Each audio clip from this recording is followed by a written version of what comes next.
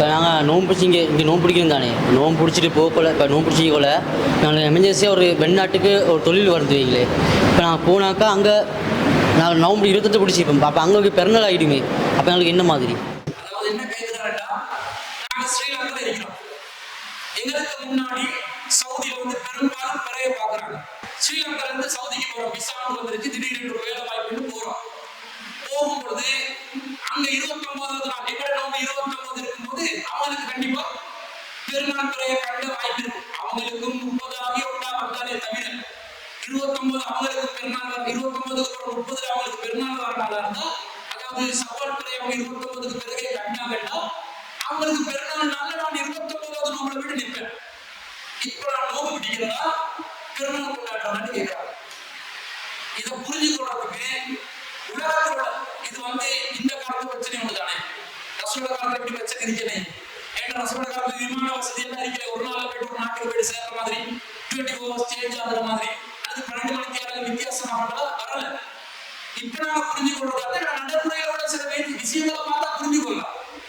இப்ப இது நோம்பு இல்லாம நீங்க சும்மா யோசிங்க. இங்க இருந்து நாங்க இரவு நேரத்துல ஒரு பயணம் செஞ்சுட்டு போறோம். ஒரு நாட்டுக்கு போறோம் வந்து பார்த்தா விடிய காலம் ஆகிடுது. அங்க விடிய நேரம் ஆகிடுச்சு. ஒரு உலக விவகாரத்துல நாங்க என்ன செய்வோம்? இங்க நைட் டைம் ஆயிடுறதுனால என்னுடைய தாய் நாட்டில் தற்போது இரவு 10 மணி ஆகுவதனால் நான் வேறொரு நாட்டுக்கு வந்து காலை 10 மணியாக இருந்தால் நான் எப்போது வேலைக்கு போவேன் தெரியுமா? 7 நாட்டு டைம் படி காலை 10 மணியாக காட்டு பின்ன 12 மணிக்கு இருந்துட்டு தான் வேலைக்கு போவேன்னு சொல்லலாமா? ஏதா கலைஞ்சு போடுது. இங்க இரவு 10 மணி ஆகுது, அங்க போயிட்டு சேர்ந்த விடிய 10 மணி ஆகுது. தாய் நாட்டுல டைம் இரவு 10 மணி, நான் இப்ப வந்து சேர்ந்த நாட்டுல டைம் காலையில 10 மணி. வேலைக்கு போக வேண்டிய நேரம் எனக்கு ஜாப் ஆப்பர்ச்சுனிட்டி தான் கிடைச்சிக்குது, போக மாட்டேன். ஸ்ரீலங்கால பகல் 10 மணி காலை 10 மணி எத்தனை மணிக்கு வருதோ அப்பதான் இங்க வேலைக்கு போறேன்னா மூடிட்டு போறேன். அப்ப நான் ஆட்டோமேட்டிக்கா சேஞ்ச் ஆகி போடுறேன், அந்த காலத்துக்கு ஏற்ற மாதிரி மாறிக்கொள்றேன் என்ற மாதிரி நோம்பு விஷயத்தை மாறிடும். என்ன செய்யணும்?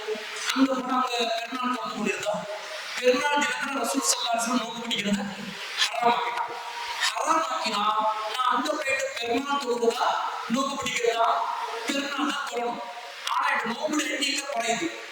எத்தனாவது? 28 தான். அங்க நான் பெருநாள் தினத்துல நோம்பு பிடிச்சாதான் 29. பெருநாள் தினத்துல பெருநாள் நாள் கொண்டாடுனா நோம்பு 28 மாறுது. ஒரு நோம்பு எனக்கு மிஸ் ஆகுது. என்ன பண்ண? கலாசி. ஏன்னா நோம்பு எத்தனை பிடிக்கணும்? குறைந்தது 29 பிடிக்கணுமா இல்லையா? அப்ப நான் 28 தானே பிடிச்சிருக்கிறேன். அப்போ ஒரு நோம்பு எனக்கு மிஸ் ஆகிச்சா இல்லையா? அதுக்கு காரணம் அறிவியல் ஏற்பட்ட மாற்றம். அப்ப நான் ஒரு நோம்பை மிஸ் பண்ணிட்டேன் என்பதனால கலா செய்து கொள்ள வேண்டும். பிறகு ஆனால் அந்த ஊர்ல எது ஜமாத்தோ, எது தொழுகையோ, எது சூரியனோ, எது சந்திரனோ, எது காலமோ அதுக்கேற்ற மாதிரி நான் என்ன காலா மாற்றிக் கொள்ள வேண்டும். இதுதான் யதார்த்தமான நடைமுறைக்கு சாத்தியமான சரியான ஒரு அடிப்படையா. இதே நிலைமை வந்து 31 மாறுதுன்னு சொன்னாங்க. அதே ஊர்ல வந்து 30 நோம்பு வருது. ஏற்கனவே நம்ம பிடிச்சிட்டு வந்திக்கிறோம். ஆனா அந்த இதுல தாக்க போனா 31 நோம்பா மாறப்போம். சம்பார 31 வந்தா நான் என்ன செய்யணும்? பெருநாள் தினத்துல அவங்கள்ட்ட நான் அந்த ஊருக்கு போறேன். அவங்க நோம்புல இருக்கிறாங்க. நோம்புல இருக்கிறேன்னு அடிப்படை நான் நோம்பு பிடிக்கணும். இப்ப நான் ஸ்ரீலங்கால 30 நோம்பை பூர்த்தி செஞ்சுட்டேன். நான் இப்ப போறேன் ஜப்பானுக்கு போறேன். கிழக்குல ஒரு நாட்டுக்கு போறேன். கிழக்குல உள்ள நாடு. அவங்க எங்களுக்கு முதல் நாட்களை அடைந்து கொள்வார்கள். நான் 29 அங்க போய் நிற்கும் போது அவங்களுக்கு புற பாக்குறாங்க, புற விலங்கல. அவங்க என்ன செய்யறாங்க? நான் 30ல போறேன், அவங்க புற பாக்குறாங்க 29ல, அவங்களுக்கு புற விலங்கல. அவங்க என்ன செய்யறாங்க? அவங்க 30 பூர்த்தி செய்யறாங்க. இப்ப நான் அந்த நாட்டுக்கு போனா அவங்க 30 பூர்த்தி செய்யறாங்க. நானும் இங்க 30 பூர்த்தி செஞ்சு வந்தீங்க. இப்ப அவங்களோட நாட்டுப்படி நான் மாறணும். என்ன செய்ய வேண்டி வரும்? 31 நோம்பு பிடிக்க வேண்டி வரும். இஸ்லாத்துல 31 நோம்பு இருக்குதா? மாதவர்கள் ரசூல் என்ன சொன்னாங்க? இப்படி காரணம் 29 தான். அதிகபட்சம் 30. மேகமூட்டம் ஏற்பட்டால் 30 பூர்த்தி செய்கின்றாங்க. 30 என்றது வந்த பிறகு நோம்பு என்பது எனக்கு இல்லை என்றாங்க. ஆனா அந்த நாட்டுக்காரர் 30வது நோம்பு பிடிச்சு கொண்டிருக்கிறார். இப்ப ரசூலுல்லாஹ்வுடைய இந்த ஹதீஸ் பிரகாரம் நான் 30 தாண்டி 31வது நோம்புக்கு போவேன்.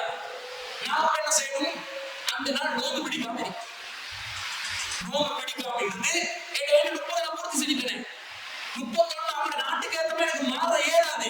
நபி வழிக்கு மாற்றமா போகுமே. அதனால நபி வழி என்னை தடுப்பதனால நான் 30 பிடிச்சதை அப்படியே பூர்த்தி செஞ்சு முடிச்சுட்டு அவங்க 30 பிடிக்கிறத நான் பிடிச்சு கொள்ளாம அந்த நாள் நோம்பு பிடிக்காம இருந்துட்டு அவங்க அடுத்த நாள் பெருநாள் கடலுக்கு போகும்போது நானும் என்ன செய்யணும், பெருநாள் கடலுக்கு போகணும். இப்ப இந்த வாகன கூட்டத்தார் வர்றாங்க தானே, நேற்று மாலை நாங்கள் பிறை பார்த்தோம் என்று வராங்க. நேற்று சாயங்காலம் நாங்கள் பிறை பார்த்தோம் என்று சொல்லி வராங்க. ரசூல் வாகன கூட்டத்தார் ரசூல் அவர்கள் என்ன சொன்னாங்க, ரசூல் அவர்களுக்கு கட்டளையிட்டார்கள் அவர்களுடைய நோன்பை விடுமாறும்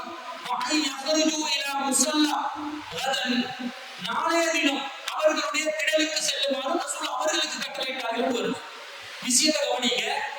அவங்க பிறைய பார்த்துட்டு அதாவது 29வது நாள் பிறைய பார்த்துட்டு வராங்க. சரியா சவால் இருக்கிறாங்க. அவங்க என்ன செஞ்சு வந்திருக்கிறாங்க, நோம்பு பிடிச்சோடு வந்திருக்கிறாங்க. 30வது நோம்பு பிடிச்சிட்டு வந்திருக்கிறாங்க. வரும்போது ரசூல் அவர்களுக்கு என்ன கட்டளையிட்டாங்க, நோம்பு விட்டுருங்க. நீங்க இந்த நாள் சரியா பெருநாள் கொண்டாடி இருக்கணும்.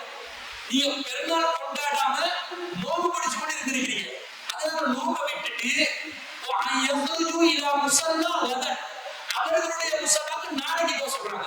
அதாவது 29 நோம்பு பிடிச்சு அடுத்த நாள் பெருநாளாக இருந்து பெருநாள் கொண்டாட முடியாத சூழல் வந்தால் நோம்பை விட்டுட்டு அதுக்கு அடுத்த நாள் என்ன செய்யணும், திடலுக்கு போகணும் என்று இதுல விளங்குதா இல்லையா? இந்த ஹதீஸ் வழிகாட்டுதா இல்லையா? இதே தானே இங்க 30 பூர்த்தி செஞ்சு போனவன்